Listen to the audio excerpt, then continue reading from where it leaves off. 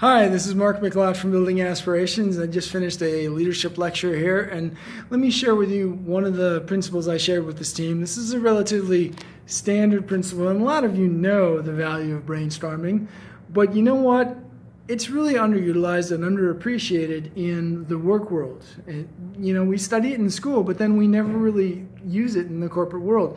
But it is phenomenally, extraordinarily valuable from a problem solving, from a team participation, from an effective communication standpoint. Brainstorming. Okay, let me walk you through the key rules of brainstorming. Okay, brainstorming is brainstorming solutions to a problem. You identify the problem, and then the brainstorming session are the potential solutions to the problem. And the only rule is that you have a limited amount of time, and every idea is valid, okay? You don't stop and discuss, you just kind of write it down, write it down, write it down, write it down. And the whole goal is to get everybody participating and to get a long list, okay? And you set a time frame so people don't go, and ponder and evaluate, because you don't want that to happen.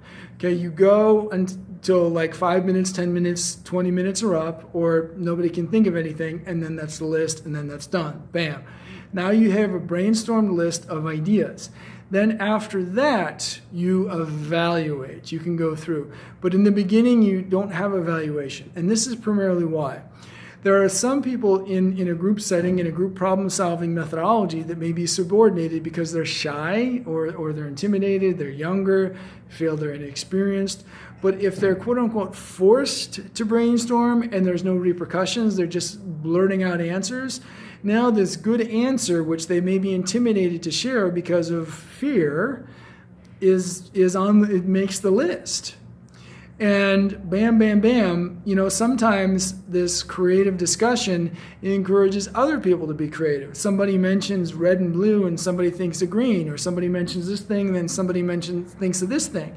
And because you're not stopping to evaluate it, you're not introducing your own filters or your own biases, you're just getting the laundry list of things.